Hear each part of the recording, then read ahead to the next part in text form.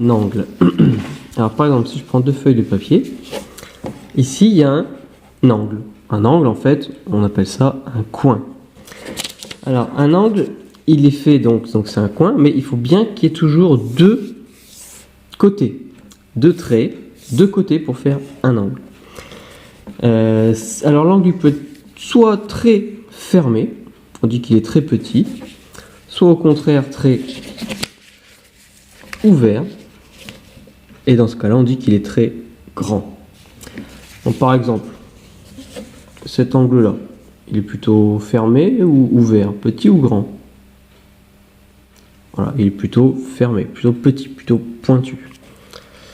Et celui-là, il est comment? Voilà, là il est plutôt grand, plutôt ouvert. Bon, et puis si je fais un angle comme ça, et bien là c'est vraiment la moitié entre fermé et ouvert. C'est la limite entre petit angle et grand angle. Et c'est ce qu'on appelle l'angle droit. Alors pourquoi on l'appelle l'angle droit? Bien, regardez sur cette feuille. Si ici on a le sol, puis que là on a un arbre, on a ici un angle entre le sol et l'arbre. Est-ce qu'il est plutôt fermé, ouvert ou entre les deux, c'est-à-dire droit? Il est plutôt fermé, plutôt petit. Et du coup l'arbre n'est pas droit. Si on a un angle comme ça, il est plutôt ouvert, fermé. Voilà, il est plutôt ouvert et c'est un grand angle. Donc il n'est pas non plus droit et l'arbre n'est pas droit. Cette fois-ci, je fais un angle droit, qui n'est ni fermé ni ouvert, juste entre les deux, et mon arbre est droit. C'est pour ça qu'on appelle ça l'angle droit. Et du coup, on en trouve partout des angles droits. Par exemple, si vous regardez le coin de la table, hop, un angle droit. Si vous regardez le carrelage, plein d'angles droits. Essayez de regarder dans la pièce où est-ce que vous trouvez des angles droits. Alors, voilà un angle droit qui a été dessiné sur un transparent. Alors, qu'est-ce qu'on reconnaît sur cet angle droit? On reconnaît d'abord les deux traits, les deux côtés. Et puis, bien sûr, le coin, l'angle, qui s'appelle l'angle droit. Alors, on a rajouté un petit carré pour indiquer que c'est un angle droit. Alors, on peut aussi avoir un angle droit en papier, comme ça. Donc, l'angle droit ici. On retrouve ici les deux côtés de l'angle droit.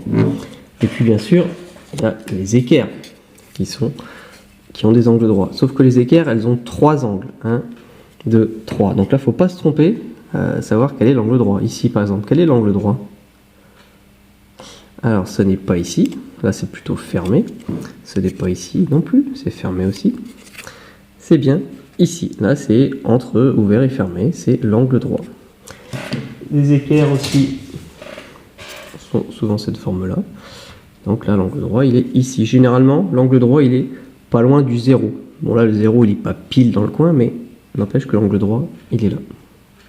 Alors, comment vérifier qu'un angle est droit? Vous voyez, là, vous avez une figure avec plein d'angles, plein de coins. Alors, je vais commencer par exemple par le B. Alors là, il y a une petite formule à connaître. C'est qu'il faut mettre d'abord l'angle dans l'angle. Donc, vous voyez, je mets le coin dans le coin. Ensuite, je vais devoir mettre un côté sur un côté de l'angle. Okay, un côté de l'angle droit sur un côté de mon angle qui n'est peut-être pas droit. Donc, je garde l'angle dans l'angle. Je mets un côté sur un côté. Et troisième étape de la formule magique, je vérifie maintenant l'autre côté. Est-ce qu'il correspond? Ah, bah non, là non, parce que sur la feuille, ça part par là, alors que mon angle droit devrait partir comme ça. Donc le B, c'est pas un angle droit. Le A maintenant, je mets l'angle dans l'angle, je mets un côté sur un côté. Il y a toujours forcément un côté qui doit marcher, entre guillemets. Et puis maintenant, je regarde l'autre côté. Ah non, ça correspond pas, donc il n'est pas droit.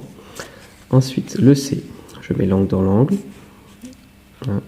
le coin dans le coin, un côté sur un côté, un trait sur un trait, et je regarde l'autre trait. Ah ouais, bah là les deux traits repassent le C. Donc le C, c'est bien un angle droit. Donc, sur mon ardoise, je vais écrire pour ce jeu C. Et puis je continue à vérifier comme ça tous les angles. Alors des fois, c'est bien de vérifier que le D par exemple. Alors, vous pouvez me redire la formule magique? Je commence par faire quoi?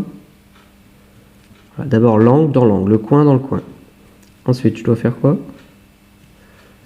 Un côté sur un côté. Et ensuite, je dois faire quoi? Vérifier l'autre côté. Alors là, est-ce qu'il est droit? Non, donc le D n'est pas droit. Après, le E. Bon, alors là, le E, bon, on peut vérifier, mais là, on voit bien quand même qu'il n'est pas droit. Il est très, très, très fermé. Donc, des fois, on n'est même pas obligé de vérifier s'il est vraiment très fermé ou très ouvert. Bon, le F, bon, peut-être qu'il a l'air droit. Mais il faut toujours vérifier, parce que des fois, ça a l'air droit, mais en fait, ça y est pas. Donc, l'angle dans l'angle, un côté sur un côté, et je vois l'autre côté, il marche. Ah, bah donc le F, c'est aussi un angle droit. Alors, je continue à tout vérifier comme ça, en mettant bien l'angle dans l'angle, un côté sur un côté. Bon, là, je ne trouve pas d'autre. Alors, je regarde d'abord, avant de voir la réponse, une petite vérification. Normalement, il y a deux angles droits. Est-ce que j'en ai trouvé deux? Oui.